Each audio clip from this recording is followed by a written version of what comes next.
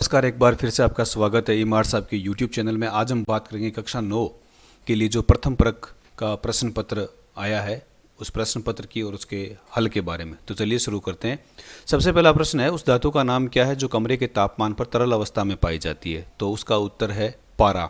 याद रखिएगा, पारा या मरकरी, जिसका उपयोग थर्मामीटर में भी किया जाता है, ये कमरे के तापमान पर पाई जाने वाली एकमात्र धातु है और कोई भी धातु कमरे के तापमान पर द्रव अवस्था में या तरल अवस्था में नहीं पाई जाती। साथ ही एक बात इस प्रश्न के बारे में आपको और बता दें, सोडियम और पोटेशियम ये वो धातुएं हैं जिन्हें चाकू से काटा जा सकता है। बहुत ही मुलायम होती है धातुएं, बाकी धातुएं सभी कठोर है, जैसे लोहा है, एल्यूमिनियम है।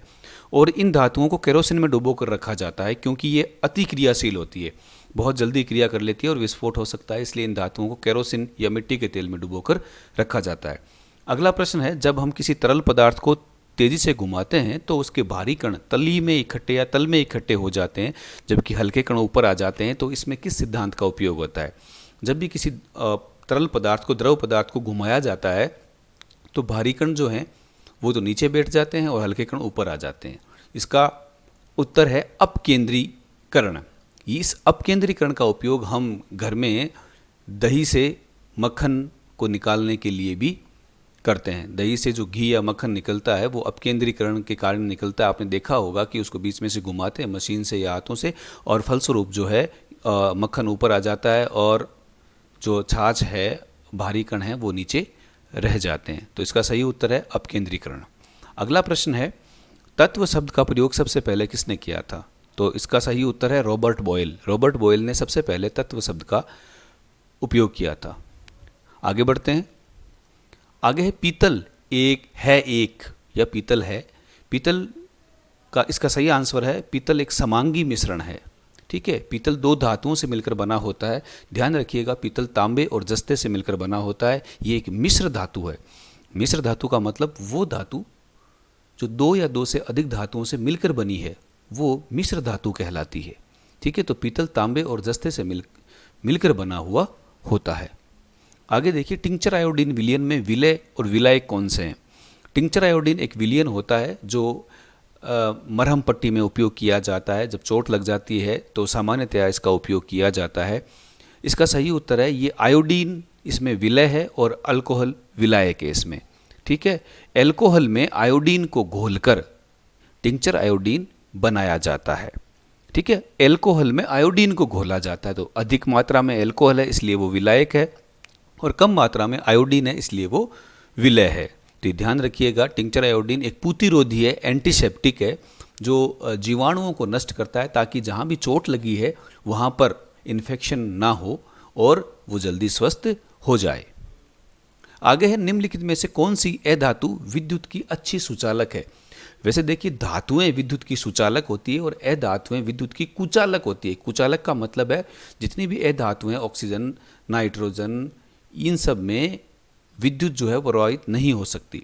लेकिन एक ऐसी अधातु भी है जिसमें विद्युत प्रवाहित हो सकती है, वो है कार्बन का अपर रूप ग्रेफाइट। ध्यान रखिएगा, ग्रेफाइट जो है वो कार्बन ही है, कार्बन का अपर रूप है। कार्बन के बहुत सारे अपर रूप होते हैं। ठीक है, हीरा भी कार्बन का अपर रूप है, ग्रेफाइट भी कार्बन का अपर रूप है। और आप साधारणतया ग्रेफाइट को अपनी पेंसिल के बीचों बीच देखते हैं जिससे आप लिखते हैं। ठीक है, तो वो जो रोड डली रहती है पेंसिल के अंदर, लकड़ी के भीतर, जिससे लिखा जाता है, वो ग्रेफाइट की ही होती है और ये विद्युत का सुचालक होता है। याद रखिएगा, एकमात्र अधातु ऐसी है जो विद्युत की सुचालक है, बाकी कोई अधातु विद्युत की सुचालक नहीं है। और इसका कारण है ग्रेफाइट में मुक्त इलेक्ट्रॉन पाए जाते हैं, इसीलिए ग्रेफाइट विद्युत की सुचालक है। आगे है, हम अमोनियम क्लोराइड और सोडियम क्लोराइड के मिश्रण से अमोनियम क्लोराइड को कैसे अलग कर सकते हैं? अमोनियम क्लोराइड और सोडियम क्लोराइड को अगर मिला दिया जाए तो क्या करेंगे? इसका उत्तर है ऊर्ध्वपातन के द्वारा। चूँकि हम जानते हैं कि अमोनियम क्लोराइड जो है वो सीधा ठोस से गैस रूप में बदल जाता है, इसलिए जब, और सोडियम क्लोराइड तो नमक है तो उसका तो कुछ बिगड़ेगा नहीं। ठीक है, तो सोडियम क्लोराइड और अमोनियम क्लोराइड में के मिश्रण को जब हम रखेंगे तो अमोनियम क्लोराइड सीधा गैस में बदल जाएगा और पीछे बच जाएगा सोडियम क्लोराइड। तो इसका उत्तर होगा ऊर्ध्वपातन के द्वारा। ऊर्ध्वपातन वह विधि होती है जिसमें कोई ठोस सीधा गैस में बदलता है। नियम ये कहता है कि ठोस पहले द्रव में बदलेगा, द्रव फिर गैस में बदलेगी, लेकिन ऊर्ध्वपातन में कोई भी ठोस सीधा गैस में बदल जाता है। आगे है भोजन पकाने और भोजन के पाचन के बारे में कौन सा कथन सही है। एक तो घर पर भोजन पकाया जाता है जिसमें जो सब्जी है या मिर्च मसाले सब डालकर भोजन को बनाया जाता है, और फिर हम जब उस भोजन को खाते हैं तो हमारे पेट में उस भोजन का पाचन होता है। इसका सही उत्तर है दोनों ही रासायनिक क्रियाएं हैं। ठीक है, भोजन का पाचन तो रासायनिक है ही है क्योंकि उसमें रसायनों का उपयोग होता है, साथ ही भोजन को जब पकाया जाता है तो उसमें भी कुछ रासायनिक परिवर्तन हो जाते हैं, इसलिए दोनों ही रासायनिक क्रियाएं हैं। ठीक है, आगे बढ़ते हैं। अगला प्रश्न है, निम्न में से कौन सी अवस्था वाष्पीकरण को बढ़ाती है। वाष्पीकरण का मतलब है जल का वाष्प के रूप में बदलकर ऊपर निकल जाना। तो इसका सही उत्तर है जल का तापमान बढ़ने से। ज्यों ज्यों जल को का तापमान बढ़ेगा या जल को हम गर्म करेंगे तो उसका वाष्पीकरण बढ़ जाएगा। अगला है, गर्मियों में घड़े में रखा पानी ठंडा हो जाता है, ऐसा किस घटना के कारण होता है। इसका उत्तर है वाष्पीकरण के द्वारा। होता क्या है, गर्मियों में जब घड़े से पानी बाहर निकलता है तो पानी जो है वो वाष्प के रूप में बाहर निकलता है। ठीक है, और इस दौरान जो है वो अपनी गुप्त ऊष्मा का उपयोग करता है और घड़े को ठंडक प्रदान करता है। तो ये ध्यान रखिएगा, घड़े में रखा जो पानी है गर्मियों में वो वाष्पीकरण के कारण ठंडा रहता है। अगला है, 25 डिग्री, 38 डिग्री व 66 डिग्री सेंटीग्रेड को केल्विन में बदलने पर तापमान का सही क्रम होगा। तो सबसे पहले तो बात यह है कि होता क्या है केल्विन और होता क्या है सेंटीग्रेड। तो देखिए, सेंटीग्रेड और केल्विन दोनों ही तापमान को मापने की इकाइयां हैं, अलग अलग इकाइयां हैं। ठीक है, तो सेंटीग्रेड से जब केल्विन में आप किसी भी राशि को बदलोगे, जैसे 25 डिग्री को आपको केल्विन में बदलना है, अभी ये सेंटीग्रेड में, तो कुछ नहीं करना, 273 जोड़ दो उसमें। तो 25 में 273 जोड़ेंगे 298, 38 में 273 जोड़ेंगे 311 और 66 में 273 जोड़ेंगे 339। ठीक है, तो इस प्रकार से सही उत्तर होगा ए, 298, 311 और 339। कुछ पदार्थों को उनके कणों के बीच लगने वाले आकर्षण बल के बढ़ते क्रम में दर्शाया गया है। निम्नलिखित में से कौन सा सही क्रम को दर्शाता है। तो इसका उत्तर है ऑक्सीजन, जल और चीनी। देखिए, ऑक्सीजन एक गैस है, जल एक द्रव है और चीनी एक ठोस है। याद रखिएगा, ठोस में आकर्षण बल सबसे ज़्यादा पाया जाता है, द्रव में कम और गैस में सबसे कम आकर्षण बल पाया जाता है। तो ऑक्सीजन गैस है इसलिए इसके कणों के बीच में सबसे कम आकर्षण बल होगा, जल एक द्रव है इसलिए इसके कणों के बीच में ज़्यादा आकर्षण बल होगा, और चीनी ठोस है इसलिए ठोस के कणों में और भी ज़्यादा आकर्षण बल पाया जाएगा।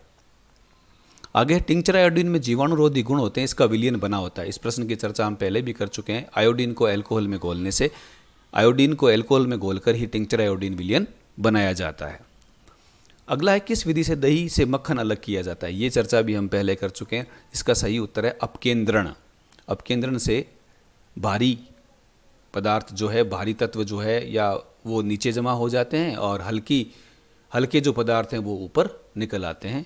इसी विधि से दही से मक्खन को अलग किया जाता है। अगला प्रश्न है, निम्नलिखित में से कौन एक शुद्ध पदार्थ है। ठीक है, तो देखिए, शुद्ध पदार्थ वो है जिसमें सिर्फ वही पदार्थ है, जैसे कि दही है, इसमें बहुत सारे पदार्थ मिले हुए रहते हैं। केरोसिन तेल है, इसमें बहुत सारे कार्बनिक पदार्थ मिले हैं। आइसक्रीम में भी अलग अलग पदार्थ है, जल है, ठीक है, चीनी है, या जो भी मीठा करने के लिए जो भी इंग्रेडिएंट उसमें डाला गया है। इसके अलावा और भी कई फ्लेवर देने के लिए पदार्थ डाले गए। आसुत जल एक ऐसा पदार्थ है जो एकदम शुद्ध है, इसमें किसी तरह की कोई मिलावट नहीं है। अगला है, निम्नलिखित में से कौन सा एक मिश्रण है। सोना तो सिर्फ धातु है। ग्रेफाइट ये कार्बन है सिर्फ इसमें। आसुत जल एकदम शुद्ध है। स्टील, इसमें लोहा, क्रोमियम, मैग्नीज, कार्बन ये सब मिले रहते हैं, और लोहे में मैग्नीज, क्रोमियम और कार्बन मिलाकर ही स्टील का निर्माण किया जाता है, जिसके बर्तन हम घर में उपयोग लेते हैं। ध्यान रखिएगा, वो स्टील लोहा ही है, बस उसमें क्रोमियम और मैग्नीज और कार्बन ऐसे पदार्थ मिलाकर उसको स्टील बना दिया गया ताकि उस पर जंग ना लगे, जंग रोधी वो बन जाए और टिकाऊ रहे। अगला प्रश्न है, निम्नलिखित में से कौन प्रकृति में सजाती है। सजाती का मतलब एक जैसा है, तो बर्फ, लकड़ी, मिट्टी सभी सजाती हैं ये, तो इसका आंसर होगा उपरोक्त सभी। 18वां प्रश्न है, रक्त और समुद्री जल होते हैं, दोनों ही मिश्रण हैं। रक्त में भी बहुत सारे पदार्थ आपस में मिले रहते हैं और समुद्री जल में भी बहुत सारे लवण आपस में मिले रहते हैं, तो दोनों ही बहुत सारे पदार्थों के मिश्रण हैं। तो इसका सही उत्तर है ए, दोनों मिश्रण है। 19वां प्रश्न है, निम्नलिखित में से कौन एक रासायनिक परिवर्तन है। तो लोहे की छड़ का झुकना ये कोई रासायनिक परिवर्तन नहीं है, छड़ को वापस सीधा किया जा सकता है। धातु की तार को खींचना, ये भी रासायनिक परिवर्तन नहीं है। सही उत्तर इसका है लकड़ी का क्षय। जब लकड़ी धीरे धीरे गलती है तो उसमें रासायनिक परिवर्तन होते हैं, ठीक है, और जिससे लकड़ी का स्वरूप ही बदल जाता है, इसलिए एक रासायनिक परिवर्तन है। अगला है मरकरी और ब्रोमीन। मरकरी मतलब पारा और ब्रोमीन दोनों हैं, तो इसका सही उत्तर है कमरे के तापमान पर तरल। ये दोनों ही द्रव अवस्था में पाए जाते हैं। मरकरी या पारा ये एक ऐसी धातु है जो कमरे के तापमान पर द्रव अवस्था में पाई जाती है, पहले ही चर्चा कर चुके हैं। और ब्रोमीन एक ऐसी अधातु है जो कमरे के तापमान पर तरल अवस्था में पाई जाती है। ये थे इन सभी प्रश्नों के उत्तर। और आपको अगर ये प्रश्न पत्र चाहिए तो आप डिस्क्रिप्शन में लिंक है, वहाँ पर क्लिक करके इस प्रश्न पत्र को भी वहाँ से डाउनलोड कर सकते हैं। धन्यवाद।